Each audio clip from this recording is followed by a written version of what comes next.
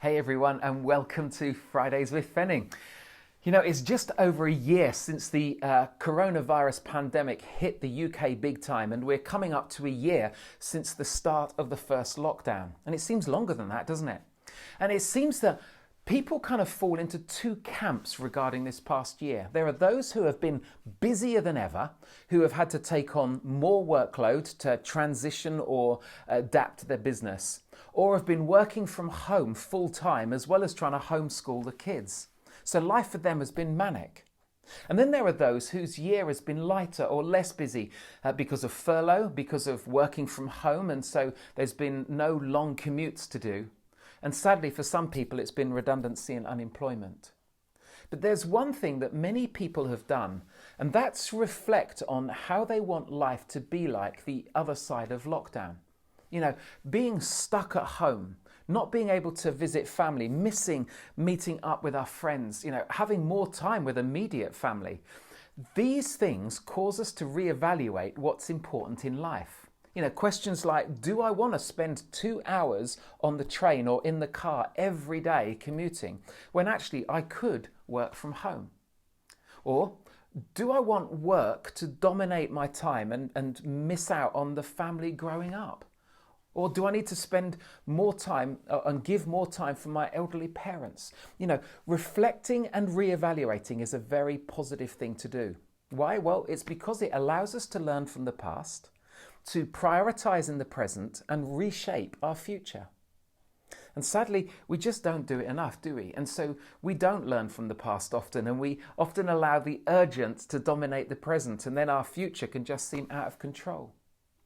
I think that this pandemic gives us a chance to go into the new world that's going to open up again very soon with a clearer focus on what's important, on who's important, and where we want to invest our time and our energy. You know, let's not go back to the pace and the overwhelming busyness of life that was before. Let's make a change for the better. And I love the way Linda Ellis sums up the importance of this in her poem called The Dash. She writes this: I read of a man who stood up to speak at a funeral of a friend. He referred to the dates on the gravestone from the beginning to the end.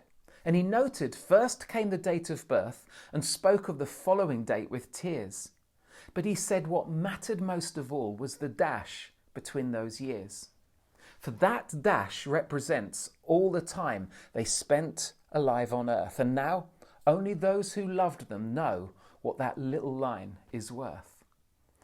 For it matters not how much we own, the cars, the house, the cash. What matters is how we live and love and how we spend our dash. So think about this long and hard. Are there things you'd like to change? For you never know how much time is left that can still be rearranged.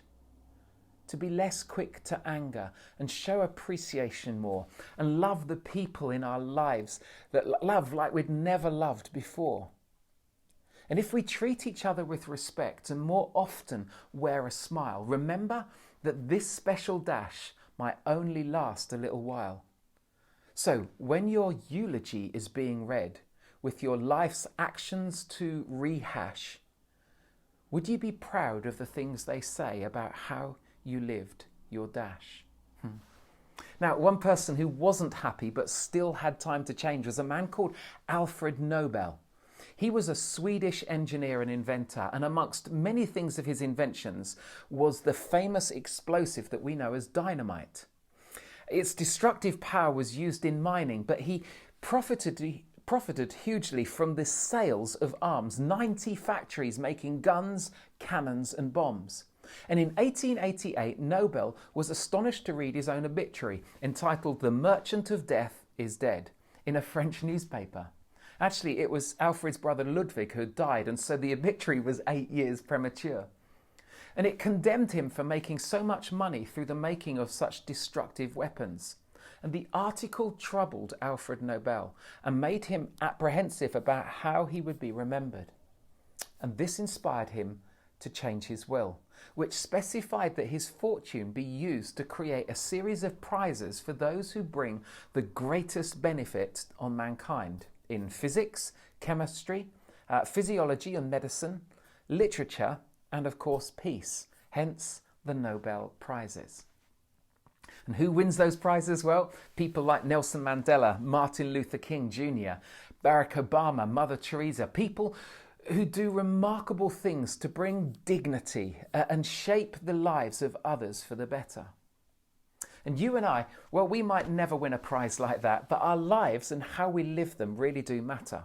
You know, what we do with our dash is important. The legacy we leave is important.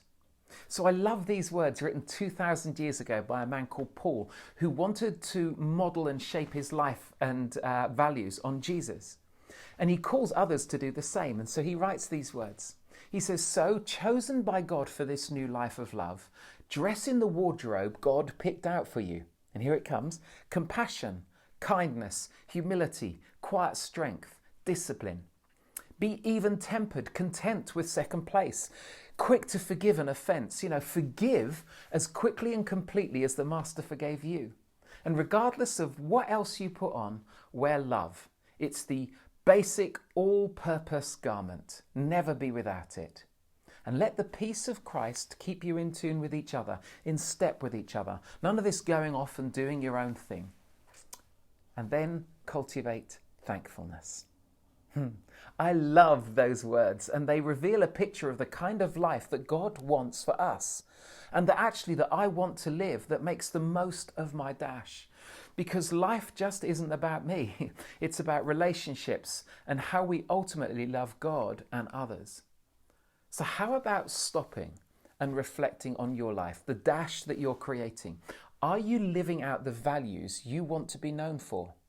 You know, it is possible through the strength God gives us when we're prepared to trust Him and to know Him. Because His promise is that He is with us, that He will never abandon us. So go on, this weekend, make a list of those relationships that you need to invest in, the changes that you'll make post-lockdown, and be as specific as you can. Don't just write down, spend more time with the family, but say how and when. Things like, you know, have breakfast together each Saturday morning, or ring the parents every Sunday tea time. You know, being specific will make it more likely to happen, and building it into a routine will make it more likely to keep happening. And that's how your life and my life changes. And if you do, or you have made changes, let me know. I would love to hear from you. Hey, as always, have a great weekend, and thanks again so much for watching today.